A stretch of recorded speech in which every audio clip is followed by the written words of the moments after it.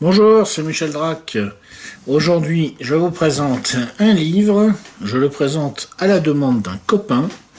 Système 1, Système 2, les deux vitesses de la pensée, de monsieur Daniel Kahneman.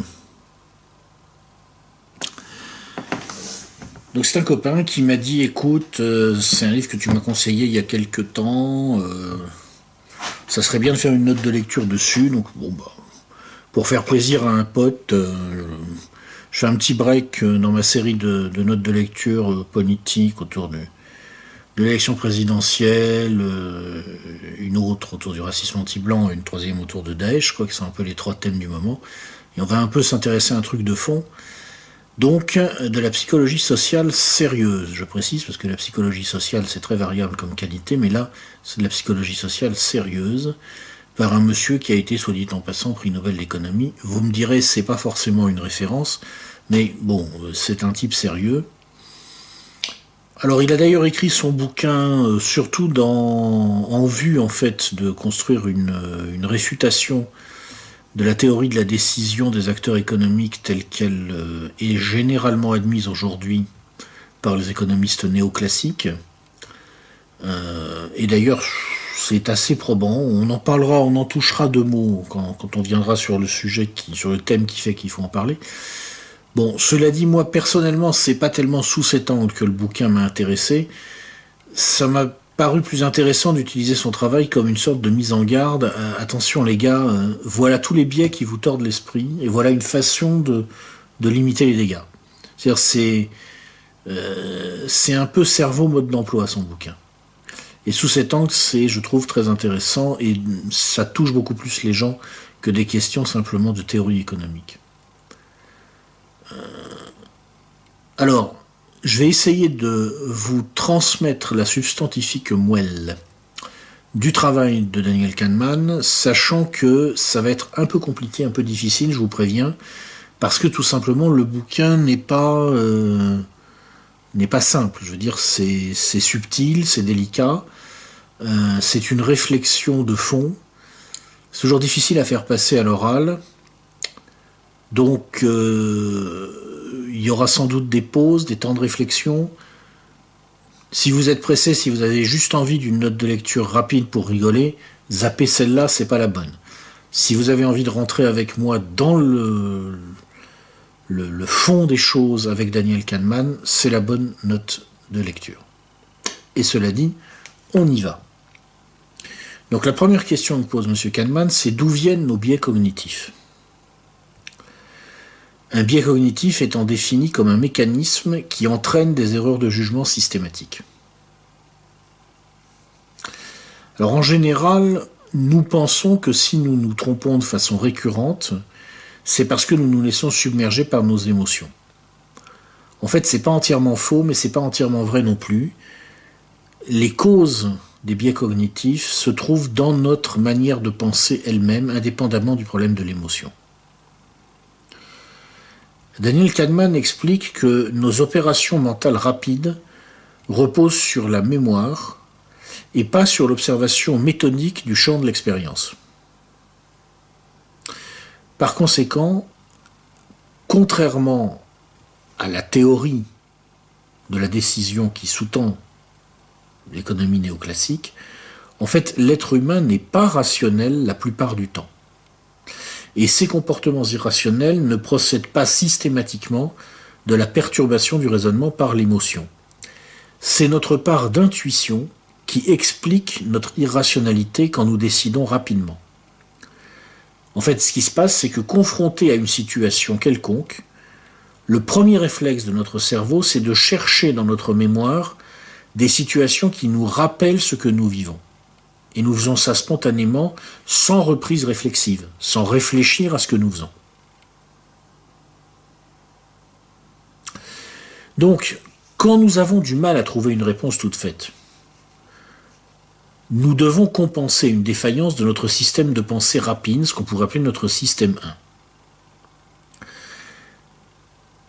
Parce que nous n'avons pas dans notre mémoire une expérience qui, immédiatement comme ça, est venue nous rappeler que oui, on a déjà vécu ça.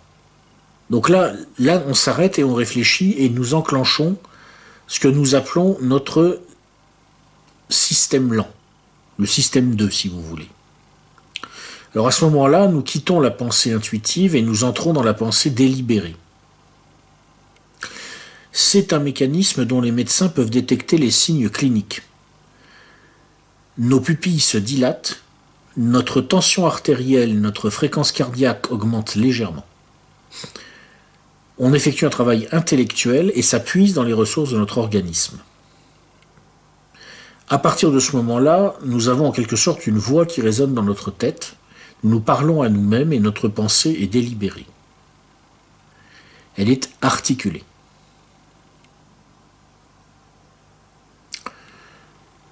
Alors, tant que le système 1 et le système 2 travaillent en équipe, chacun à sa place, nous arrivons à peu près à raisonner. Mais quand pour une raison quelconque, cette collaboration déraille, nous déraillons avec.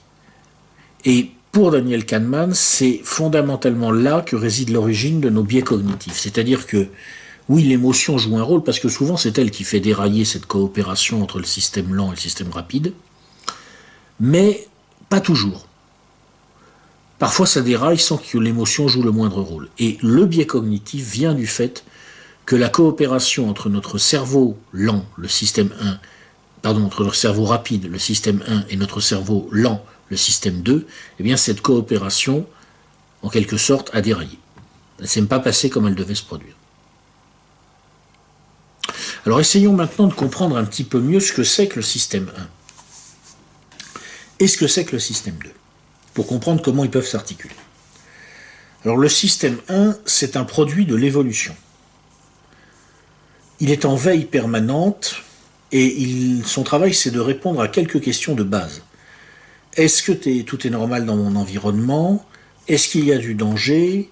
Est-ce que je suis blessé? Est-ce que je suis fatigué? Est-ce que je suis capable de poursuivre cette proie ou est-ce que je dois me reposer? En fait, ce sont tout simplement les questions qu'un mammifère terrestre doit résoudre très vite, s'il veut survivre, dans un environnement sauvage. C'est l'évolution qui a fabriqué à l'intérieur de notre cerveau une partie de notre cerveau qui est capable de fonctionner automatiquement tant que nous sommes éveillés pour répondre à toutes ces questions-là. C'est ce que Daniel Kahneman appelle le système 1. Un système qui ne peut pas être interrompu par une action volontaire. Nous ne pouvons pas arrêter le système 1. Il fonctionne tout seul. Il ne requiert aucune attention délibérée.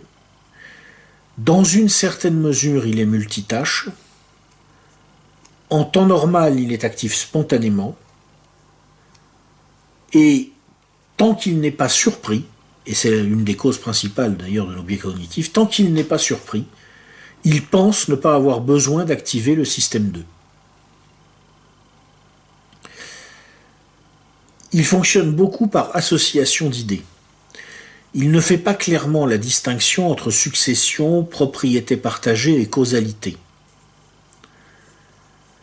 Il repose sur la mémoire issue de l'expérience directe, sans capacité de reprise réflexive. Et ces propriétés sont vraiment très impressionnantes. Dans une expérience célèbre, le psychologue John Bargh a demandé à des étudiants de construire des phrases à partir d'un groupe de mots. Un des groupes tests avait à utiliser des mots qui pouvaient évoquer le grand âge, tels que ride ou chauve. L'autre groupe n'avait pas à utiliser de tels mots, il utilisait plutôt des mots qui évoquaient la jeunesse, le mouvement, le sport, etc. Puis Bargh a demandé aux étudiants de se rendre dans une autre salle et à chronométrer le temps qu'ils mettaient pour s'y rendre. Et il s'est aperçu que ceux qui avaient eu à utiliser des mots liés à la vieillesse marchaient plus lentement. Dans une autre expérience, on a fait écouter des messages à des gens en leur demandant de hocher la tête de gauche à droite ou de haut en bas. Puis on leur a demandé ce qu'ils pensaient des messages qu'on leur avait fait écouter. Eh bien, ceux qui hochaient de gauche à droite ont eu tendance à désapprouver les messages, alors que ceux qui hochaient de haut en bas ont eu tendance à les approuver. C'est-à-dire que la répétition du geste d'approbation ou de dénégation avait suffi à modifier leur opinion. Ça, c'est l'effet du système 1. Le système 1 qui n'arrive pas bien à distinguer succession, propriété partagée, causalité, simultanéité. On vous pose une question, il n'y a rien qui vous surprend, vous vous laissez guider par l'intuition, et cette question-là, on vous l'a posée alors qu'on vous demandait de faire ça. Ben, vous allez répondre oui. Si on vous avait demandé de faire ça, vous auriez répondu non. Ça, c'est système 1. Il faut bien dire que système 1 est un peu con, d'une certaine façon. Il est très utile, sans lui on ne peut pas survivre, mais il est un peu con. Disons qu'il est facile à induire en erreur, d'où d'ailleurs l'efficacité des techniques de conditionnement social. Exposer des cobayes à l'exhibition d'un billet de banque pendant une expérience collective suffit à diminuer leur capacité à s'entraider. C'est-à-dire que vous faites une expérience collective où les gens ont besoin de s'entraider. Si vous posez un billet de banque devant eux à ce moment-là, ils vont moins s'entraider. Si vous placez une photo de regard au-dessus d'une caisse de collecte anonyme de fonds, vous améliorez le montant moyen que les gens vont être prêts à glisser dedans. Encore plus fort, il suffit d'écrire quelque chose en gros caractères pour que les lecteurs aient davantage tendance à le croire. À l'oral, le simple fait que 2 phrases riment suffit à renforcer la crédibilité de celui qui les profère. Le fait de répéter un mot de nombreuses fois finit généralement par lui conférer une connotation positive. Parce que ce mot entre dans le périmètre de ce que l'auditeur considère comme sa zone de confort habituelle, donc rassurante. Donc un être humain est très facile à conditionner si le système 1 prédomine en lui.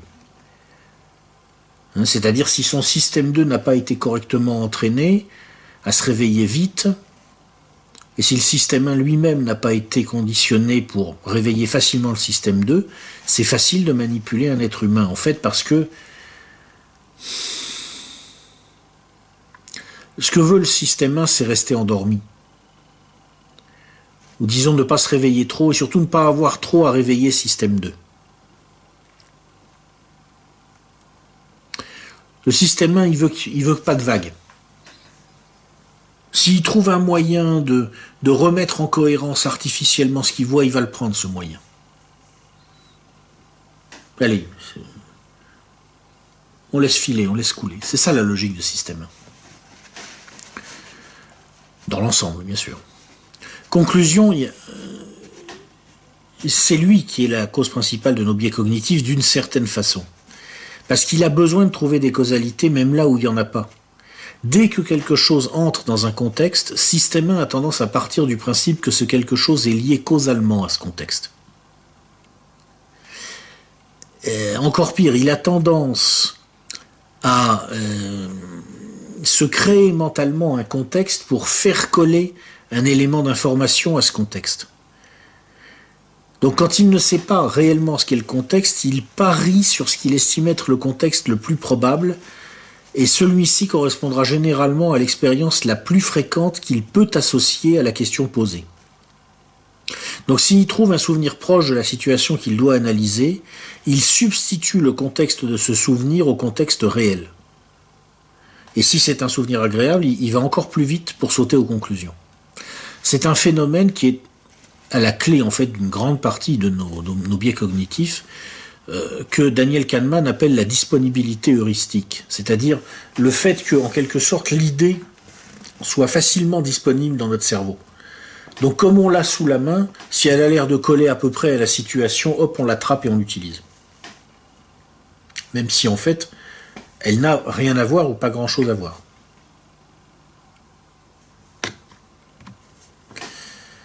Alors le système 2, évidemment, là c'est tout à fait autre chose. D'abord, dans une certaine mesure, son activation correspond, et son maintien en situation d'activation correspond à une action de notre volonté. C'est une construction culturelle au moins en partie. Peut-être en totalité, ça se discute, mais au moins en partie. Il requiert une attention délibérée, il peut très bien ne pas fonctionner à certains moments. On connaît tous le syndrome très dangereux d'ailleurs, de l'automobiliste déconnecté du réel. Vous savez, vous êtes sur une route, vous la prenez 2 fois par jour depuis 10 ans. Vous laissez vagabonder votre esprit en roulant. Et c'est pour ça que c'est très dangereux, parce que si jamais il se passe quelque chose d'imprévu, vous n'êtes pas prêt. Vous avez déconnecté le système 2.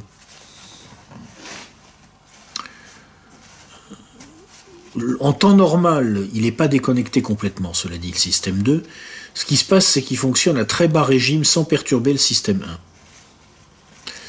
Mais lorsqu'il se réveille, ou lorsque le système 1 le réveille, à ce moment-là, il va bloquer en partie le système 1 en préemptant en quelque sorte les ressources mentales disponibles. Raison de plus d'ailleurs pour laquelle le syndrome de l'automobiliste déconnecté du réel est dangereux, parce que s'il se réveille d'un seul coup, si le système 2 se réveille d'un seul coup, il ne va pas bien réagir. Il va y avoir un temps de latence pour qu'il va mobiliser toutes les capacités, et parfois c'est fatal. Vous voyez ? C'est comme ça que ça marche. En fait, le système 2, quand il fonctionne bien, ce qu'il fait, c'est qu'il opère un tri sur les informations transmises par le système 1. Il intervient généralement à la demande de système 1 lorsque une question survient que système 1 ne peut pas résoudre. Et en général, système 1 appelle au secours quand il faut combiner des informations de manière dynamique, parce que ça, c'est ce qu'il ne sait pas faire. Le système 2 possède en effet une supériorité indiscutable. Il sait garder en mémoire plusieurs informations pour les manipuler successivement et les articuler. Et ça, c'est quelque chose que le système 1 ne sait pas faire. C'est pour effectuer ce travail sur plusieurs informations stockées que le système 2 capte l'attention, et c'est aussi pour cette raison qu'il est monotâche. Sa grande force, c'est qu'il peut s'organiser, par exemple en stockant de l'information par écrit pour diviser sa tâche en une succession de tâches plus petites. En temps normal, le système 2 s'impose en cas de conflit avec le système 1, parce qu'il est en charge de l'autocontrôle.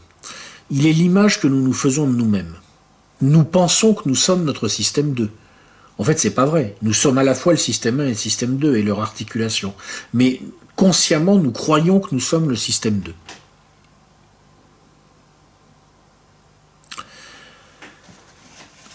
Le système 1, dès que le système 2 est occupé,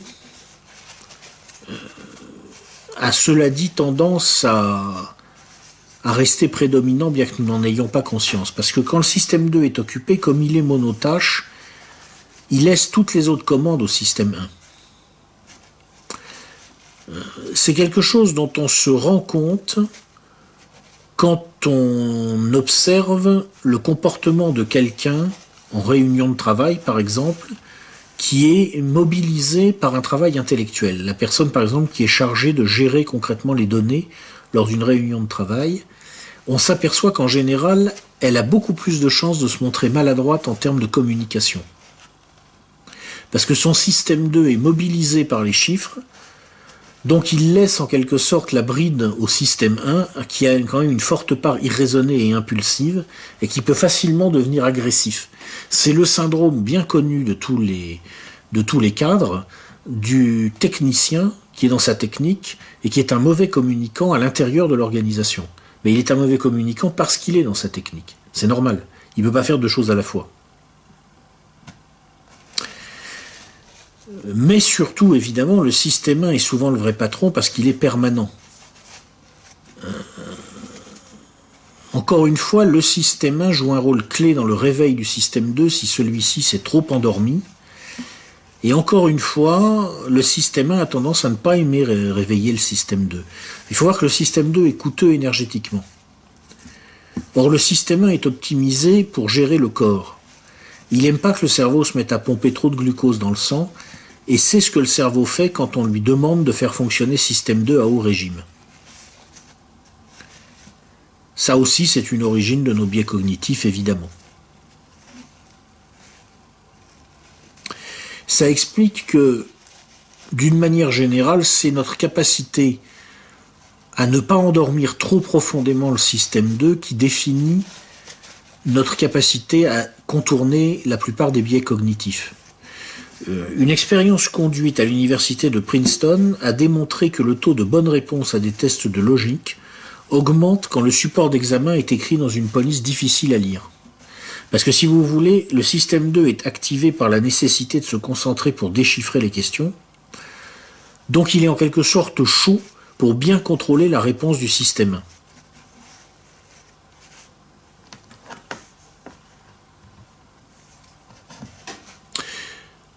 Alors en résumé, quels sont les, comment classer les biais cognitifs qui découlent de ce qu'on vient de voir, de ces problèmes de coordination entre le système 1 et le système 2. Alors là, Kahneman en cite beaucoup, c'est-à-dire que dans son livre, qui est très long, hein, je crois que ça fait 500 ou 600 pages, il y a une bonne trentaine de biais détaillés.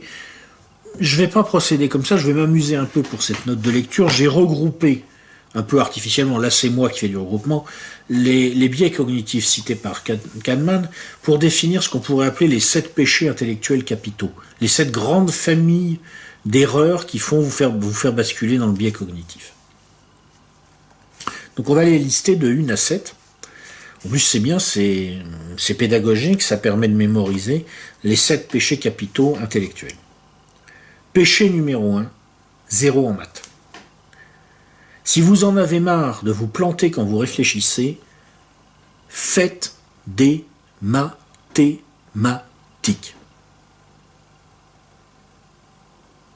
Ça, c'est très clair.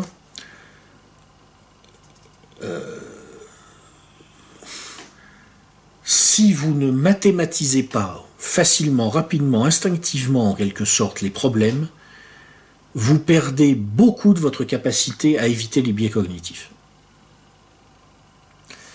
Pourquoi ? Essentiellement parce que notre cerveau, si vous voulez, évalue mal les phénomènes continus et d'intensité variable. Notre mémoire fonctionne beaucoup mieux pour enregistrer le niveau maximum d'un phénomène que son niveau moyen. Et nous avons toujours tendance à nous focaliser sur la fin d'un phénomène en termes de ressenti subjectif plutôt que sur toute sa durée. En fait, notre cerveau, notre système 1, ne sait pas maîtriser les intégrales. La nature ne nous y a pas préparés parce que dans la nature, effectivement, c'est pas très utile. Ce système 1 qui est issu de l'animalité, il vérifie surtout que le niveau maximum de souffrance est supportable. C'est ce qui lui permet de mémoriser les expériences à éviter. Le sous-entendu, c'est que la durée de l'expérience sera de toute façon variable à l'avenir, donc c'est pas la peine d'encombrer la mémoire dans une perspective de survie avec une mesure de l'intensité moyenne de souffrance, de fatigue, de douleur, etc. Pas la peine. Alors ça nous rend très vulnérables à toute forme d'addiction. C'est pour ça que si quelqu'un trouve un moyen de nous attirer dans une activité qui nous procure une forme de plaisir, même si en fait elle est mauvaise pour nous, on a quand même tendance à y aller. Parce que notre cerveau mémorise le plaisir. Fort pendant une courte période. Il ne mémorise pas le déplaisir long pendant une longue période et à très faible niveau d'intensité.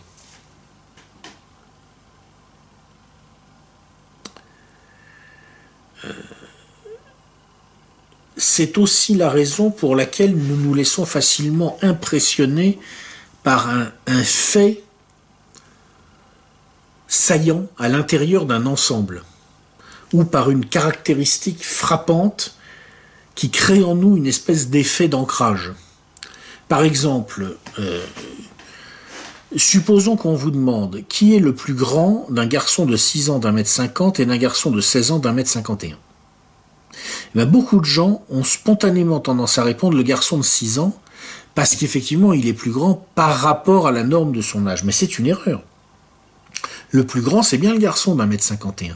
Et si vous aviez pris le temps de mathématiser l'énoncé de la question, vous l'auriez vu tout de suite. On a tendance à être impressionné par les grands chiffres, par les grandes catastrophes. Devant une donnée brutale impressionnante, on surpondère l'événement. Par exemple, si on nous rappelle qu'il y a souvent des raz-de-marée au Japon au moment où nous nous promenons sur une plage de ce pays, il est probable que nous allons nous sentir inquiétés par la mer. C'est que l'image, si vous voulez, du raz-de-marée est hyper impressionnante.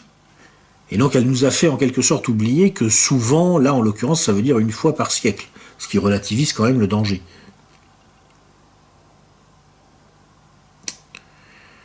En face de tous ces biais cognitifs-là, le remède, c'est les mathématiques. Mathématiser l'énoncé de la question, il faut que ça devienne un réflexe en fait. Dès qu'il est question de quantité, les maths. Visualisez la courbe, mathématisez. Prenez le temps, prenez les 10 secondes nécessaires avant de répondre pour mathématiser le truc.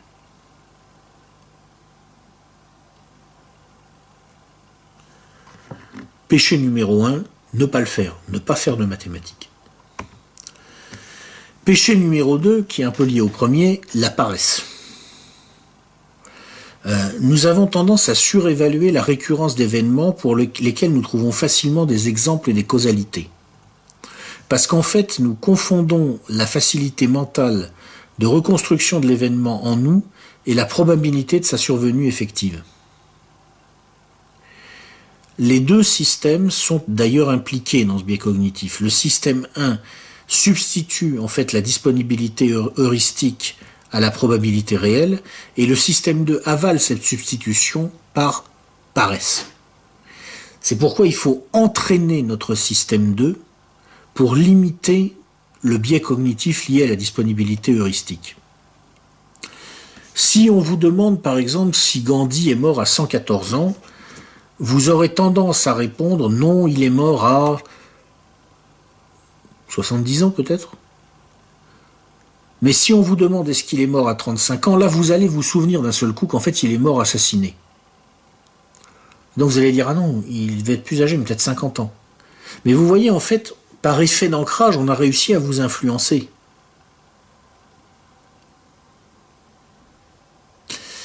On vous a fait raisonner par ajustement à partir d'un point d'ancrage, et votre cerveau s'est arrêté dès qu'il n'était plus certain qu'il devait s'éloigner du point d'ancrage. C'est de la paresse en fait.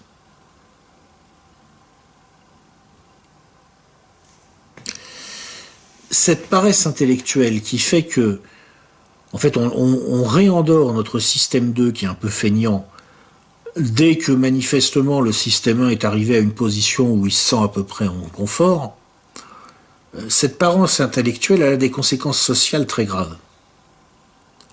Parce que dans une société, on peut parler d'un phénomène de disponibilité heuristique en cascade. C'est-à-dire que si la disponibilité heuristique d'un événement est forte, cet événement est plus souvent évoqué dans les médias, ce qui renforce encore sa disponibilité heuristique chez les individus. C'est ce qui crée des biais perceptifs systématiques et majeurs qui peuvent facilement être exploités par des manipulateurs. C'est en particulier le mécanisme sur lequel essayent de jouer les terroristes. On le vit en ce moment en France, je veux dire. Vous savez qu'on a eu une vague de terrorisme très importante de janvier 2015 à l'été 2016. En 18 mois, il y a eu peut-être quelque chose comme 250 Français qui ont été tués par le terrorisme. C'est évidemment très très très grave. Mais il faut se souvenir que c'est quoi? C'est peut-être 5% des victimes d'accidents de la route, des victimes d'accidents de la route mortels sur la même période. C'est-à-dire que la probabilité de mourir dans un acte terroriste, même au pire moment de cette vague, n'a jamais été que le 20e de la probabilité de mourir d'un accident de la route. Mais comme on y pensait beaucoup plus, comme les médias en parlaient beaucoup plus, ça nous faisait y penser de plus en plus, donc les médias en parlaient de plus en plus, et à un moment ça peut devenir une obsession collective. Et les terroristes jouent là-dessus. C'est pour ça que on peut valablement arguer qu'une des réponses intelligentes au terrorisme, c'est de n'y penser que le temps nécessaire pour prendre les mesures pour s'en protéger. Et pour le reste, de ne pas trop, curieusement, y penser.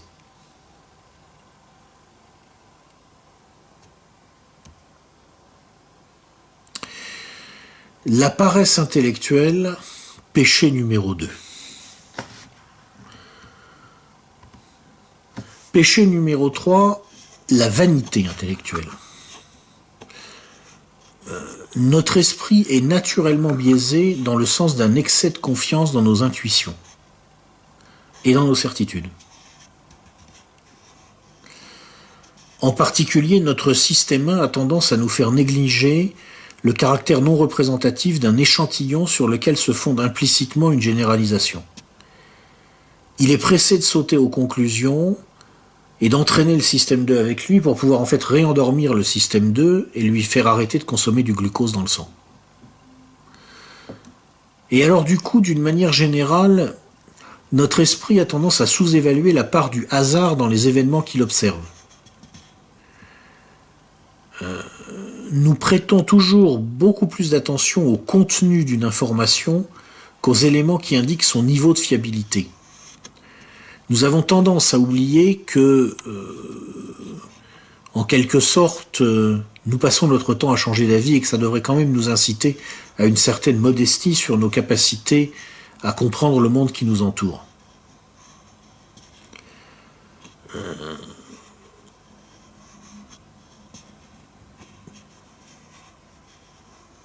En fait, Daniel Kahneman montre même, par un certain nombre d'exemples, que je ne vais pas tous lister, que curieusement, et c'est quelque chose personnellement qui m'a frappé, je pense qu'il a raison, et ça me parle personnellement, quand nous développons une forte expertise dans un domaine, ça ne renforce pas forcément nos capacités de prédiction sur ce domaine.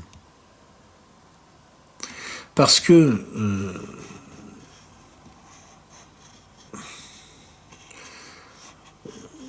nous cherchons en quelque sorte des facteurs de complexification au-delà de ceux que nous avons pris l'habitude d'intégrer pour continuer en fait à nous rassurer sur notre capacité à décoder notre environnement.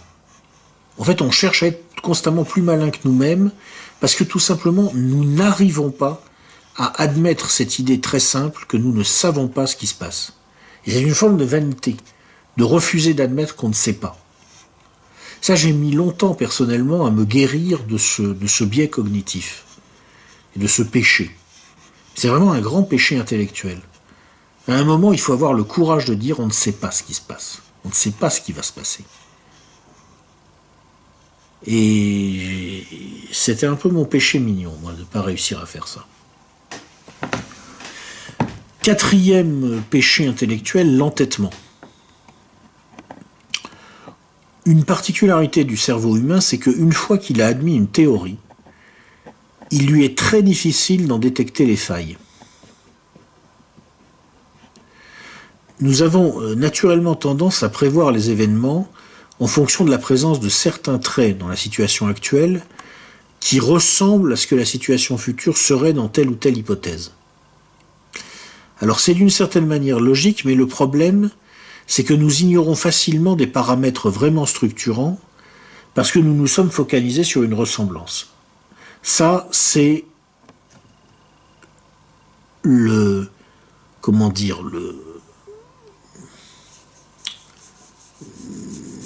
biais que crée naturellement système 1, comme on l'a vu. Il va se figer dans une posture dès qu'il a trouvé quelque chose de confortable. Et comme le système 2 est paresseux, il va se satisfaire de la situation. Alors ça peut donner, comme on l'a vu avant, la vanité, ça peut donner la paresse à l'état pur, mais souvent ça donne l'entêtement.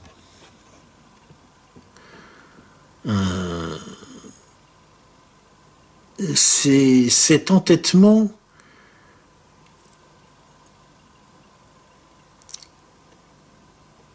nous essayons de nous en sortir instinctivement, mais en fait, plus on essaye de s'en sortir, souvent plus on s'y enfonce, parce que,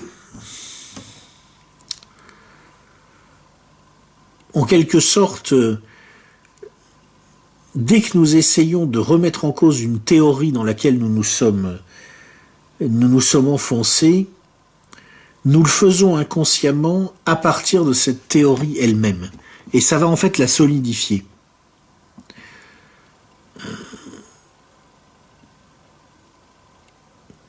En fait,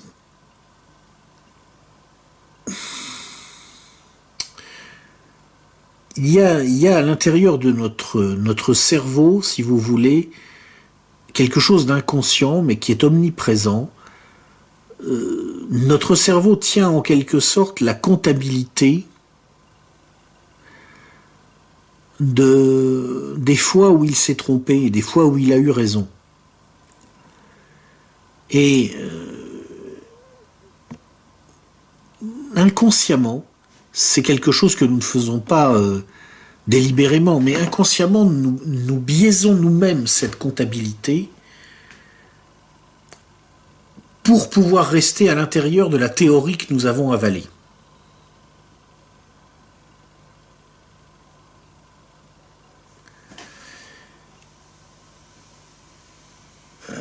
Kahneman donne quelques exemples de comportements dans la vie quotidienne qui montrent ces biais dans la prise de décision et à partir de là qui permettent de comprendre comment notre cerveau ensuite s'autopilote en quelque sorte. Par exemple, il dit la chose suivante. Imaginons que nous ayons un billet pour aller voir un match et qu'il y ait une grève. Eh bien, si nous avons payé le billet, nous irons quand même voir le match, même si la grève des transports nous oblige à y aller à pied.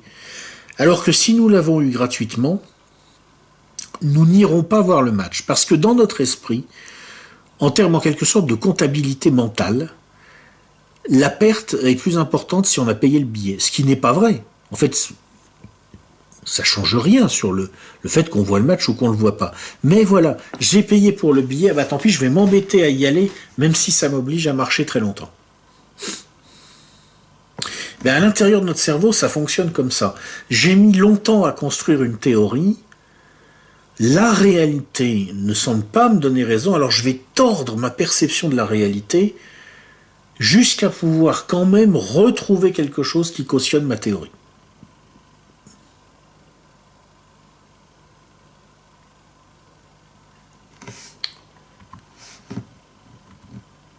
L'entêtement. Péché numéro 5, l'auto-intoxication.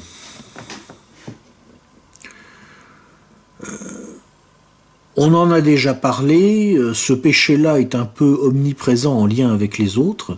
Tous ces péchés-là, vous voyez, se cautionnent les uns les autres. Nous avons tendance à surestimer la cohérence de notre monde.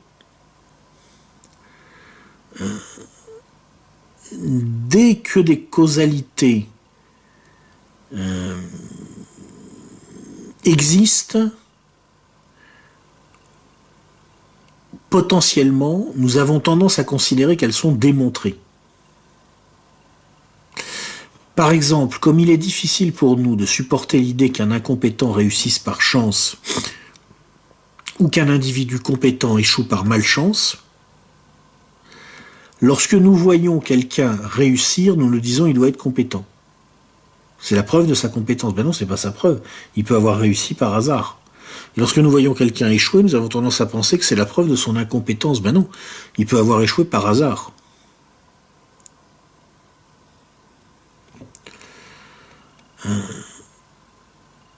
En fait, nous construisons souvent une sorte de narration fallacieuse à partir de notre observation du réel. Alors nous l'appuyons sur des faits qui se sont produits, mais que nous relions artificiellement, et ça nous permet d'en déduire des règles erronées, mais qui nous réconfortent, qui nous font croire en quelque sorte que nous maîtrisons notre environnement.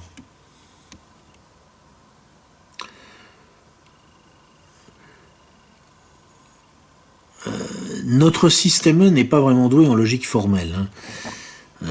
Un de ses petits travers récurrents, c'est qu'il est incapable de faire la différence entre l'union, une proposition ou une autre, ou les deux à la fois, et la conjonction, les deux propositions à la fois.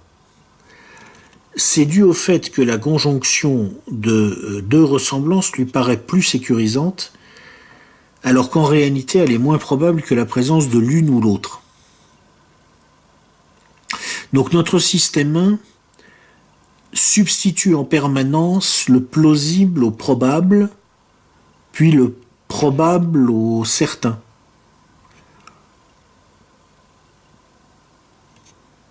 Et on s'auto-intoxique. En permanence comme ça.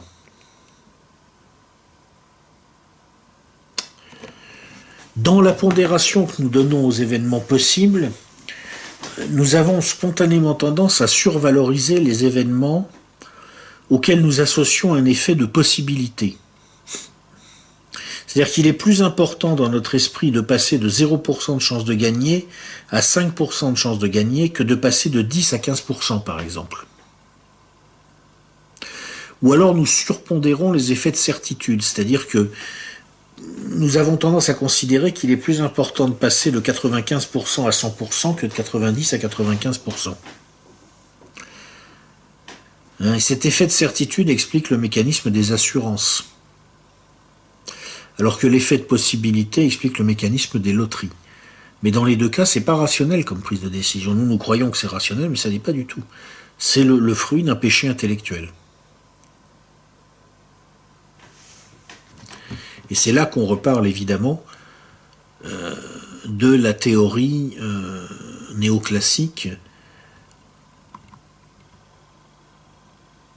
parce que ce péché numéro 5 de l'auto-intoxication nous amène naturellement en quelque sorte au péché numéro 6, qui est l'excès d'optimisme ou de pessimisme.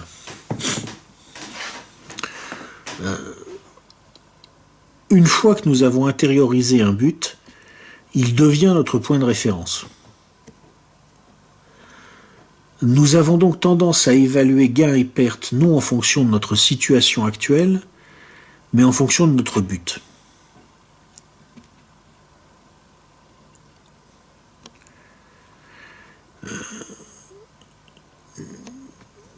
Nous surestimons fortement notre capacité à extrapoler valablement l'avenir à partir du passé,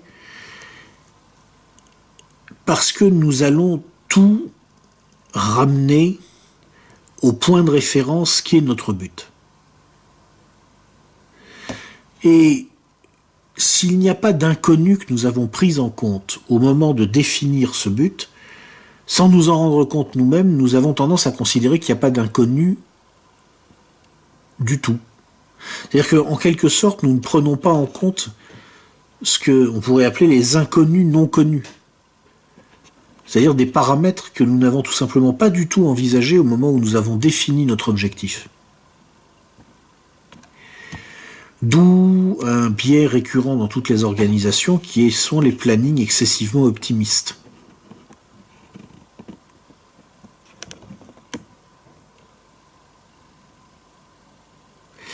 Alors, ça a des avantages, cela dit. C'est-à-dire que, en l'occurrence, il y a des bénéfices de la maladie. C'est un péché qui sert à quelque chose. Parce que cet optimisme fallacieux, si vous voulez, en fait, il est à la racine de l'esprit d'entreprise. Kahneman cite à cet égard des chiffres assez drôles. Aux USA, le taux de survie des petites entreprises, 5 ans après leur fondation, est de l'ordre de 35%. Mais lorsqu'on interroge les créateurs de ces très petites entreprises, ils évaluent le taux de survie à 60%, et beaucoup considèrent que leurs chances de survie, à eux, sont proches de 100%.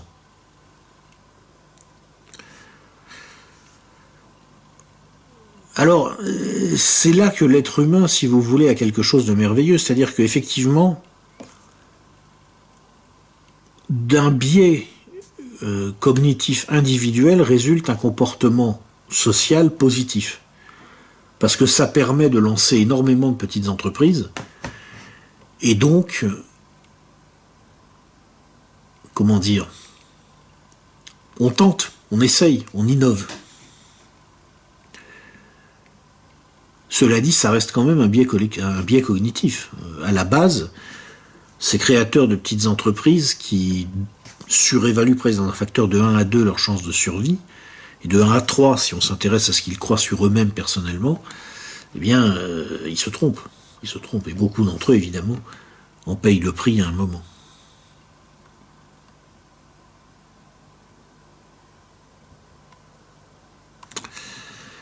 C'est là qu'on reparle de l'escroquerie, en quelque sorte, on peut dire, l'escroquerie intellectuelle de la théorie néoclassique. Dans la théorie néoclassique, si vous voulez, dans l'économie vue par les théoriciens de l'économiste néoclassique, les acteurs sont rationnels. C'est-à-dire qu'ils décident en fonction de l'utilité associée à chaque décision. Mais, nous explique Daniel Kahneman, c'est pas du tout comme ça que ça se passe en réalité. Et en particulier, l'aversion au risque provoque des réactions diverses selon qu'on parle d'un gain ou d'une perte. Un individu aura tendance à privilégier le gain sûr contre le gain incertain, mais aussi la perte incertaine contre la perte certaine, même si en fait, en termes d'espérance de perte, la perte certaine est moins coûteuse que la perte incertaine. Donc, la façon dont les décisions se prennent n'est jamais vraiment rationnelle. On est toujours dans l'excès d'optimisme ou l'excès de pessimisme selon les points de vue, et en particulier,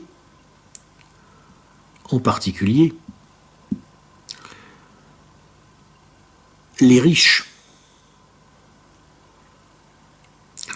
ont spontanément une beaucoup plus grande capacité à rebondir lorsque leur irrationalité leur a fait prendre la mauvaise décision. Ils peuvent se permettre en quelque sorte de jouer sur le fait que statistiquement, même s'ils se trompent souvent quand ils décident, un certain nombre de fois ils vont taper juste, et la fois où ils vont taper juste, ils vont rattraper leurs pertes. Donc en fait, ce qui explique, si vous voulez, si je fais très court, Daniel Kahneman, c'est que, vous savez, ce que disait Milton Friedman, que le système capitaliste pur et dur, en gros, c'était formidable parce que les gens étaient libres de choisir. Mais dans la réalité, cette liberté n'arrive que chez les riches. Parce que les pauvres, qui savent qu'ils n'ont pas le droit de se tromper, et qui savent instinctivement que leurs prises de décision ne sont jamais vraiment rationnelles, ne peuvent pas bénéficier des opportunités ouvertes par ce système déréglementé où, en quelque sorte, les protections d'usage ont été levées. Ils sont paralysés. Ou alors ils prennent de gros risques et souvent ils tombent.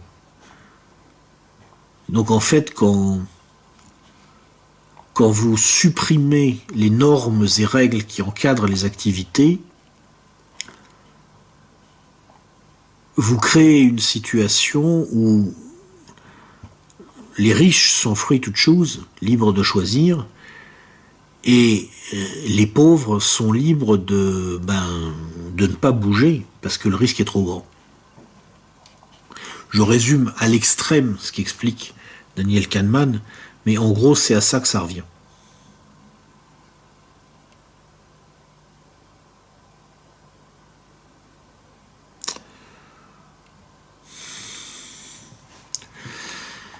Péché numéro 7, enfin, la soumission. Nous sommes extrêmement influencés par l'usage des expressions positives ou négatives par notre environnement. Parce que notre cerveau rapide surréagit à ces expressions. Si notre interlocuteur emploie des formules négatives, il induit en nous la dominance des réactions négatives. C'est pourquoi si vous demandez à quelqu'un « Ne pensez-vous pas qu'il ne faille pas sortir ?», on va vous contredire, alors que si vous demandez « Pensez-vous qu'il faille rester à l'intérieur ?», on va vous approuver. Pourtant, c'est la même chose. Les tests montrent que notre cerveau peut même réagir à l'exposition d'un stimulus visuel subliminal comme des yeux terrifiés. Ça suffit, en général, à induire en nous une réaction de peur.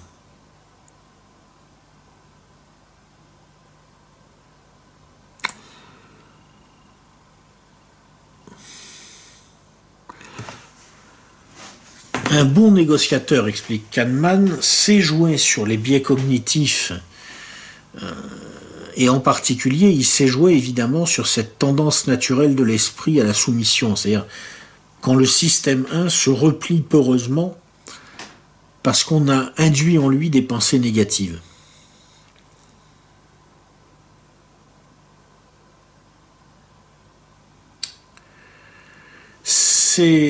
Explique Kahneman, c'est une des raisons pour lesquelles, dans toutes les organisations, il y a une sorte d'avantage aux défenseurs. Et il y a une difficulté à réformer une structure quelle qu'elle soit.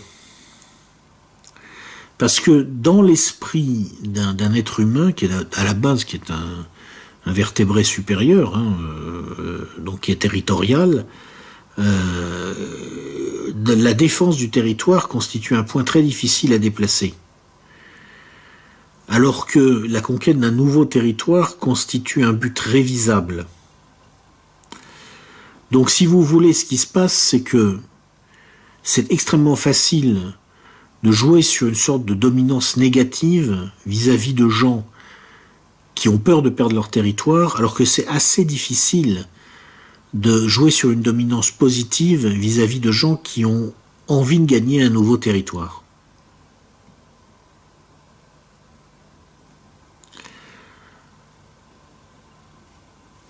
Donc, en résumé, on a vu les 7 péchés intellectuels capitaux. Ne pas faire de maths, première erreur. Ne pas entraîner notre système 2 pour qu'il soit bien alerte et le laisser sombrer dans la paresse. Faire preuve de vanité. Surestimer notre aptitude à connaître notre environnement. Nous entêter inconsciemment dans nos théories. Nous auto-intoxiquer en cherchant autour de nous des éléments qui cautionnent ce que nous pensons déjà, succomber à un excès d'optimisme ou de pessimisme parce que nous avons du mal à mathématiser les gains et les pertes dans une situation donnée, et enfin nous soumettre inconsciemment à des stimuli qui poussent notre système 1 à se recroqueviller peureusement.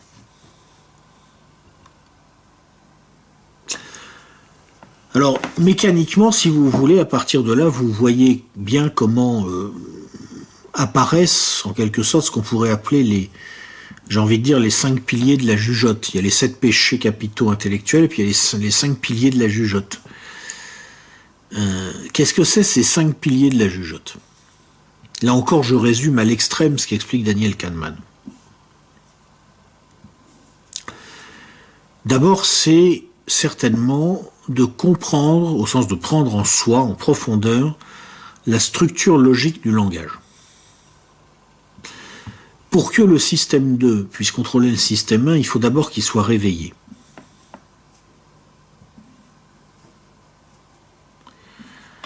Et une bonne maîtrise du langage est indispensable pour que le système 2 puisse fonctionner correctement avec système 1, et en particulier pour qu'il puisse se réveiller vite, de façon fluide, et absorber très vite l'environnement et le structurer. Un vocabulaire précis permet de critiquer les concepts flous du système 1 et de les intégrer avec plus de précision. Une syntaxe solide oblige le système 2 à raisonner sur la base de procédures.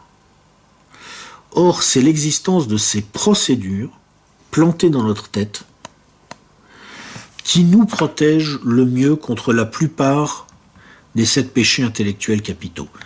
Procédure de mathématisation, le péché numéro 1, vous lui tournez le dos, vous faites des maths.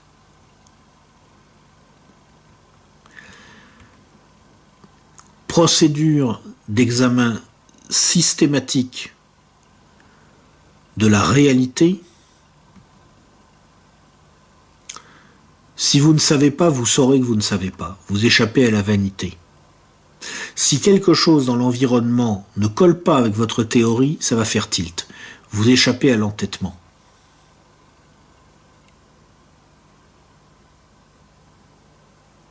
Vous suivez votre procédure. Il y a quelque chose, un guide, qui vous empêche de vous auto-intoxiquer. Vous court-circuitez le péché intellectuel numéro 5. Vous sortez du monde de l'optimisme ou du pessimisme, vous entrez dans le monde de la méthode. C'est fini pour vous le péché numéro 6, excès d'optimisme ou de pessimisme.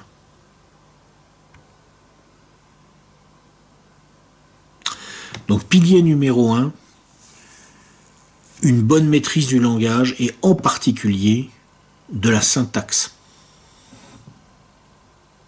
Pilier numéro 2, s'entraîner à l'autocritique. Plus on a pratiqué une tâche, moins elle mobilise de capacité d'attention.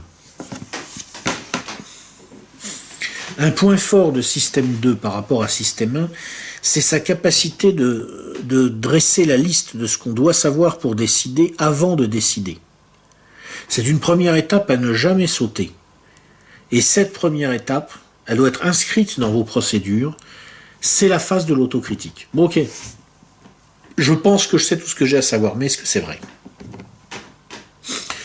Faisons la critique de ma logique.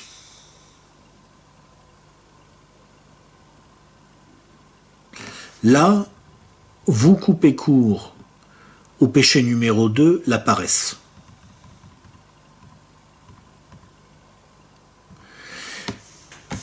Pilier numéro 3, toujours s'améliorer.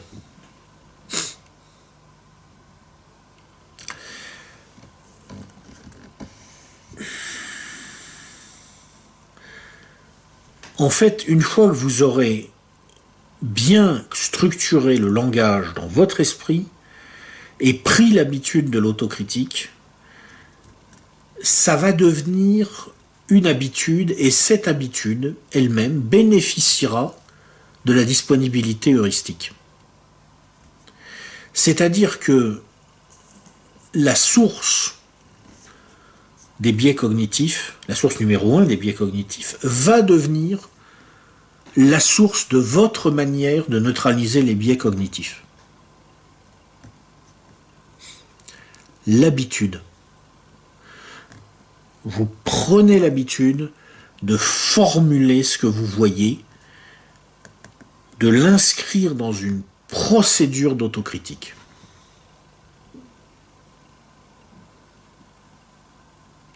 Pilier numéro 4, savoir doser son effort.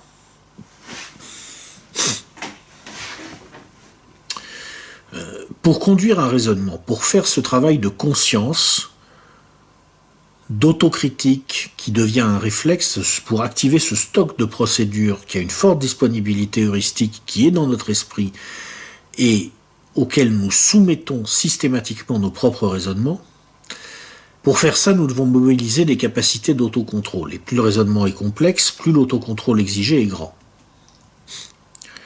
Comme je vous disais, les médecins peuvent mesurer l'impact que ça a sur notre corps. C'est un facteur de stress.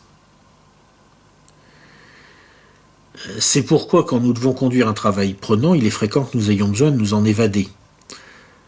C'est une chose que tous les gens qui font un travail intellectuel intense connaissent, à intervalles réguliers, alors ça dépend des gens, on éprouve le besoin de décrocher.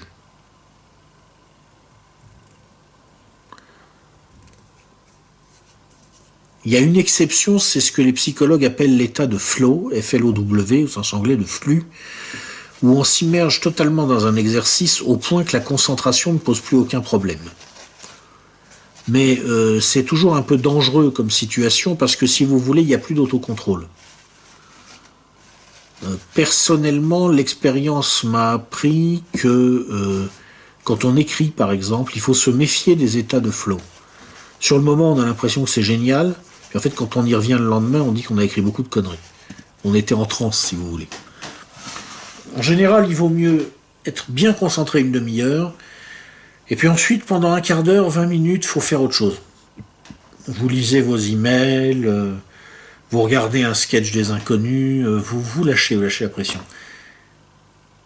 C'est tout à fait naturel.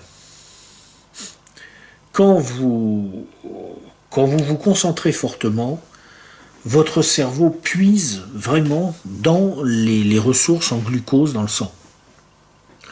Et les études conduites par les psychologues indiquent en quelque sorte que nous tapons dans une espèce de stock de capacité d'autocontrôle.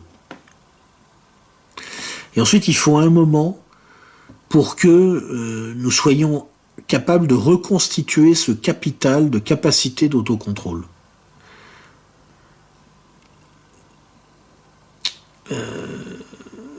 Les travaux du psychologue Roy Baumeister, par exemple, ont permis de relier une donnée neurochimique au problème de l'autocontrôle.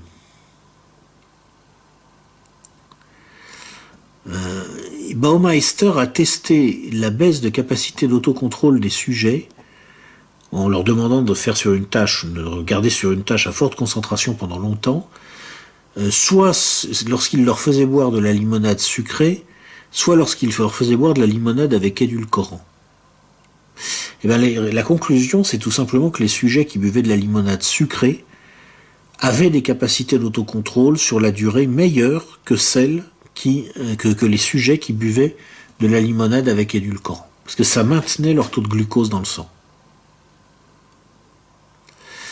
Donc, ce que ça veut dire aussi, c'est que pour éviter de succomber au biais cognitif, il faut se gérer. Tous les écrivains le savent, à quelques exceptions près. Ça dépend un peu des gens, mais tous ou presque font la même expérience. Quand est-ce que vous écrivez le mieux ?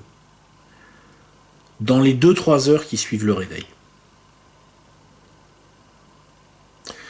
Votre cerveau est dispo.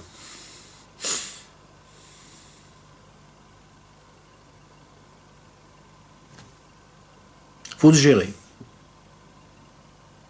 C'est un effort physique de réfléchir. Penser, c'est un effort physique. Enfin, le pilier numéro 5,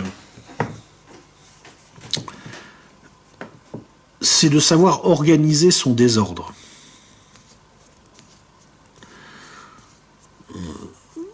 Comme je vous disais, une pensée qui coupe court au biais cognitif, en fait, c'est une pensée qui est structurée à partir d'un langage bien intégré dans le cerveau autour d'un ensemble de procédures d'autocritique.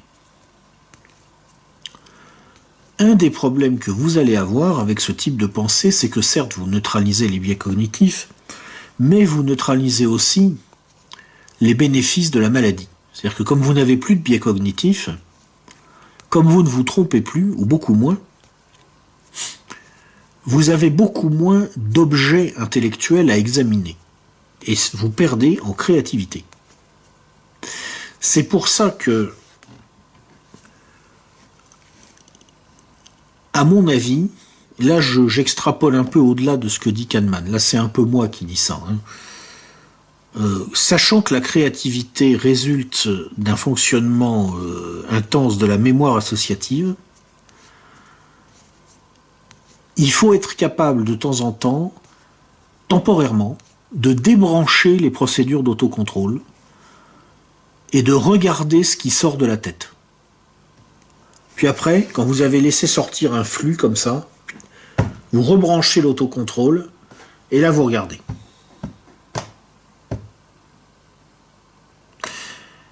Ça a un avantage annexe, c'est que ça vous permet de relâcher le besoin d'autocontrôle dans le cerveau, et ça repose bien. Ça repose bien. Et vous rentabilisez le temps pendant lequel vous avez laissé tomber l'autocontrôle, parce que ça vous donne de la matière première sur laquelle ensuite appliquer vos procédures d'autocritique. Voilà ce que moi j'ai déduit, en tout cas personnellement, de Thinking Fast and Slow, penser vite et lentement, alias Système 1, Système 2, les deux vitesses de la pensée de M. Richard Kahneman. Mais j'en ai déduit aussi autre chose. concernant les techniques d'ingénierie sociale auxquelles nous sommes soumis.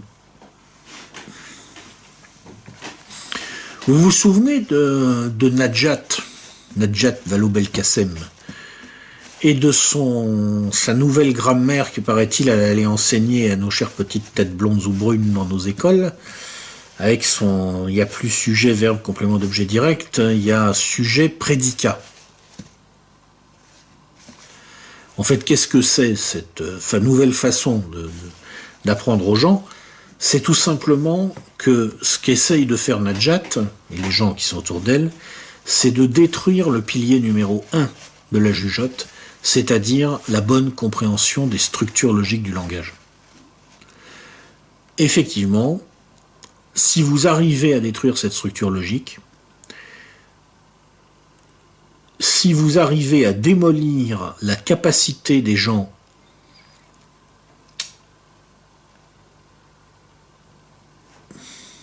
à penser en termes logiques, ce qui suppose d'avoir une syntaxe bien dans la tête, vous fabriquez des gens qui vont être beaucoup plus soumis au péché numéro 7, la soumission, c'est-à-dire beaucoup plus facile à manipuler par des phénomènes de dominance induite.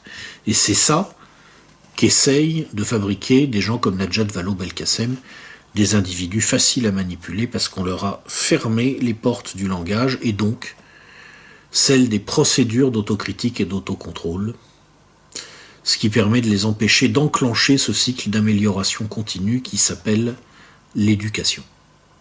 En fait, c'est ça, c'est la déséducation antinationale, c'est exactement ça. Et c'est ce qu'on comprend très bien quand on lit Daniel Kahneman et qu'on voit comment quelqu'un comme Najat Vallaud-Belkacem conçoit l'éducation. Voilà donc toutes les réflexions que m'inspire ce bouquin, que je ne peux que vous conseiller parce que je vous en ai livré ce que j'estime être la substantifique moelle, mais croyez-moi, il y a beaucoup d'autres choses dans ce livre qui fourmillent d'exemples, assez sidérants d'ailleurs, sur les particularités de notre cerveau. Système 1, système 2, les deux vitesses de la pensée, de M. Daniel Kahneman. Cela dit,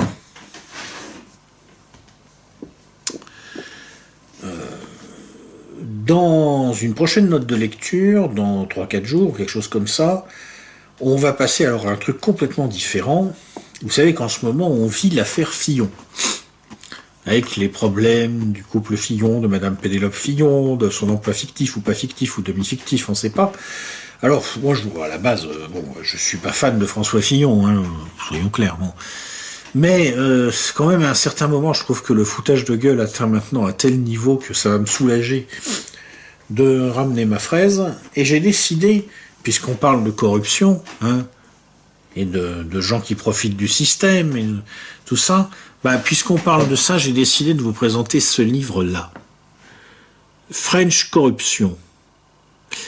C'est un livre qui a été écrit par deux journalistes, messieurs Davé et Lhomme, et ils l'ont écrit sur la base d'heures et d'heures d'entretien avec un monsieur qui s'appelle Didier Schuller, et qui est un type qui est élucubre, qui dit n'importe quoi, à propos de ce qu'il prétend avoir été le modèle de financement du RPR de la grande époque.